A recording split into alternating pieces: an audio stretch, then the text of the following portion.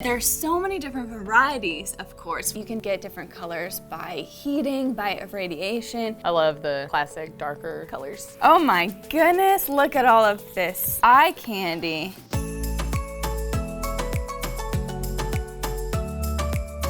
Tell us about your first crush. Oh, my first crush? Like, I remember going on the playground in preschool and kindergarten. You know, we had different contraptions. I would try to like climb on them to make sure, oh, I wonder if the boys will see me here. Like, I mean, I like boys. I actually have a lot of really embarrassing stories about them. Can we get to the gemstones? Things I am more comfortable talking about. If love had a color, what would it be? The color of love is pink, apparently. Let's dive in. What I am seeing here is a really pretty, lovely pink quartz, commonly called rose quartz. Quartz is a very abundant material. It's found on all 7 continents. The chemical formula is SiO2, but there's so many different varieties of quartz, which is super fun. And what I have here is rose quartz. So rose quartz is often found in massive form, meaning that it doesn't have flat crystal faces. And so it's often cut in cabochon or beads. There's documentation of it all the way back to 7000 BC. A lot of ancient cultures used to use it as talismans, and so there's a lot of lore around rose quartz. It's commonly called the love stone. A lot of people thought that it promoted love and eliminated feelings of anger. Ancient Egyptians thought that it could prevent aging. Actually, it's really popular today. You've probably seen rose quartzes in rollers or different facial tools to help with lymphatic drainage. It's crazy to see how thoughts and opinions about what stones can do to you stand the test of time. But let's talk a little bit about what rose quartz is. There are a lot of different types of quartz, and they're all colored by different elements. You can get different colors by heating, by irradiation. The interesting thing about rose quartz, it actually gets its color by these microcrystalline fibers called didydumortierite. And what happened is, as the crystal was cooling, these tiny microscopic particles of didydumortierite crystallized out and caused this color. And so often you get this really nice hazy translucency to rose quartz because of all of these microscopic inclusions throughout the stone. Actually, if you look at these inclusions under a microscope, they look like wavy locks of hair. It's really cool. Okay, so let's look at this rough specimen here. So this specimen is from Brazil. Brazil is where a lot of rose quartz is found. Rose quartz is found all over the world: India, Sri Lanka, in the United States, Australia. And what we've got is rose quartz with mica. And so you can see this is the mica here, and you have this really delicate pink rose quartz. And you can see there's a difference in saturation. So often the smaller pieces are gonna be lighter, they're gonna be less saturated. Bigger pieces of rose quartz, and they're generally going to be a little bit stronger of a pink. The color range for rose quartz is really going to be a really light pink to a more bubblegum saturated pink, which honestly is pretty rare. Another interesting element about rose quartz is that it can also display chatoyancy or asterism, which means when it's cut in a certain direction to these microscopic inclusions, it can create a reflection effect, which looks like a star, which is very cool, and it can be very valuable as a specimen as well. Let's look at the faceted gem. So when we're talking about the way that light shines through a stone, we have transparent, translucent, and opaque. Transparent light can shine through and you can read through it. Translucent light can get through, but if you were trying to read through it, you couldn't. And then opaque, no light gets through. Most rose quartz is translucent, but a lot of the more transparent varieties are faceted. And so we have 2 faceted varieties here. Let's look at the bigger one here. And it's pretty transparent. So it has this haziness to it. It still has that characteristic. It's kind of a romantic little glow, but you can see through it. There are a few fractures in there. Healed fractures are common in rose quartz, and it has this nice vitreous luster. It shines really brightly. I think it's a super romantic stone. I understand why ancient cultures thought that it dispelled anger. It has a nice peacefulness to it.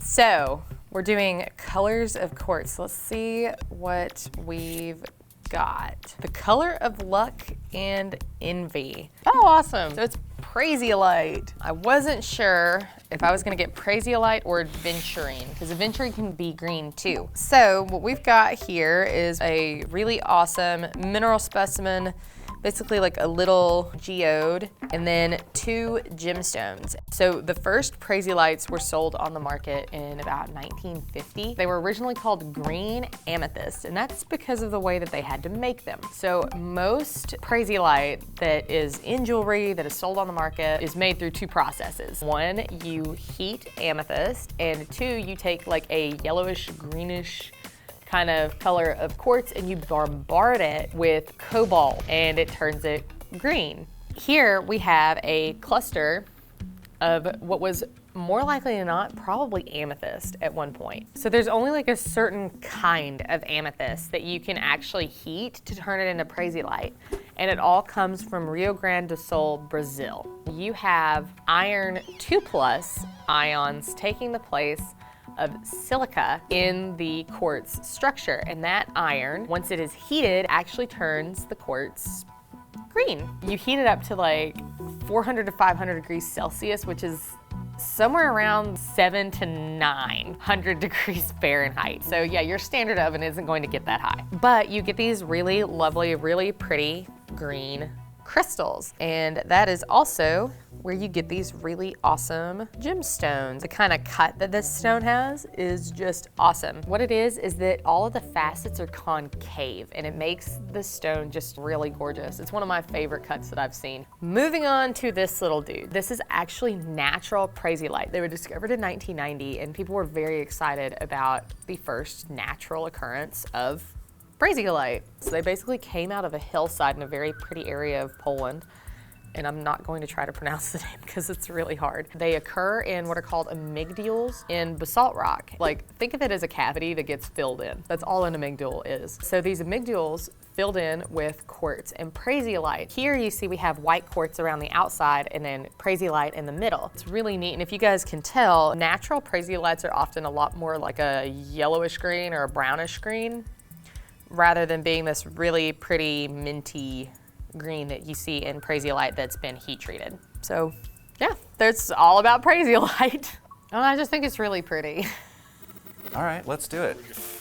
I've got a card to pull out as well again. Associated with lemons and the number 13. I'm not bitter or unlucky. I was gonna say, that's not the combo that you want. Yellow quartz? What is, I forget, does yellow quartz have a name? Let's see. This is citrine, for sure this is citrine.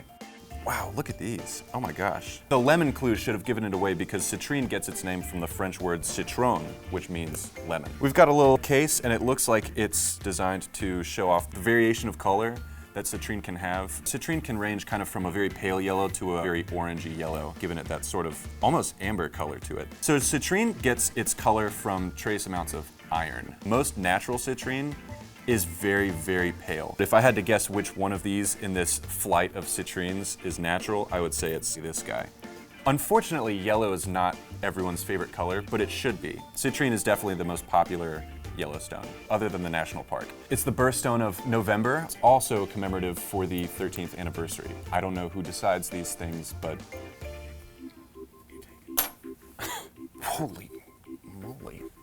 This looks like it is a part of a very large geode. This is amazing. So this is actually a heat-treated amethyst. Most citrine on the market that you see is actually heat-treated, either from amethyst or from smoky quartz. So when you heat-treat amethyst, you'll get a very deep, rich, almost brown, dark yellow to orange sort of color, and when you heat treat smoky quartz, it comes out with a much lighter yellow color. If you look at some of these terminations, especially from the side, you can see that the color concentration is all in the tips of these termination points, and that is one of the calling cards of heat-treated citrine. It does not detract from the majesty of this specimen. You know what I think is really cool about citrine is that you can take, for example, amethyst like we have here. You can heat it and transform it into citrine, giving it the yellow color. And then you can irradiate it and turn it back into amethyst. And then you can heat it again and turn it into citrine again. And you can do that ad nauseum. And I think that's really, really cool. So when you're wearing citrine and your citrine is changing color back to amethyst, Run away, you're being irradiated. All right, I know I got quartz. I got my quartz bolo on, ready to rock. There's a clue. You won't find two of me that look the same. Ah, yes. All right, so here we have a natural ametrine crystal. These are very, very rare. So this is a gemstone that comes out of one mine in the world, the Anai mine in Bolivia. The way this forms, you have traces of iron in the environment. A little bit of radiation comes through and gives us the amethyst color. However, there is an uneven gradient of temperature going across the crystal as it forms, and that causes it to form with these yellowish, orange, and purple zones. There's a lot of ametrine that is artificially done. The way they do that is they start with citrine instead of amethyst and use a linear accelerator, and you irradiate half of the stone, turning it to purple, and you get a nice sharp divide on those. Typically with natural ametrines, the line of delineation between the two colors is not going to be razor sharp. With a linear accelerator, it's typically going to be pretty sharp because the radiation is very directional. All right, so I've got a natural stone for you right here. This is natural untreated material, and you'll notice that the split is just very slightly tilted and just a little fuzzy in between. It's quite good actually, but it's not like razor sharp. So here we have a treated piece, and you can see that that line of color there is razor sharp. Okay, so we've got some other colors of quartz out here. The quartzes are a great place to start as a collector. They're plentiful, there's a wide variety. They can be had at relatively inexpensive amounts. So smoky quartz, we have a range of color anywhere from a very, very light pale brown on into an almost completely black. What's happened is there are little traces of aluminum that have substituted for some of the silicon atoms, and radiation has come through and knocked one of the electrons in that aluminum out of place, causing a color center, which causes the color brown to be apparent through the crystal. It does occur naturally, but a lot of it is induced by man, and they irradiate quartz to get it to turn smoky, and sometimes they really irradiate it and it gets almost a black color. That's what we have here. Typically when you see a smoky quartz that is almost completely black, then it's referred to as Morian quartz. This little guy is just absolutely beautiful. I'm gonna have a little bit of light shined on this here and watch it sparkle. Even with that dark color, the luster and glitter is just absolutely gorgeous there. And then lastly, what I have is one that's colored not by its atomic structure, not by trace elements in it, but by something on the surface. This is ferruginous quartz, which is a quartz that has a coating of iron over the top, basically like hematite. That has given this absolutely beautiful orange color on the tips, just a few atoms thick, I guess. Beautiful stuff. Really happy with the colors that I got today. Always great fun to talk about quartz. For a closer look, let's take another look at the ferruginous quartz. All sorts of stuff going on in there. I'd like you to take a closer look at this specimen. You have an example here of the type of intensity of pink color that rose quartz can provide. I want you guys to take a closer look at our little natural Prasiolite from Poland. See all the cool little individual crystals. So guys, I want you to take a closer look at the deep brownish orange termination points on some of these crystals. When you heat treat amethyst, you get this citrine that is this golden brown and delicious color, the GBD of all quartz.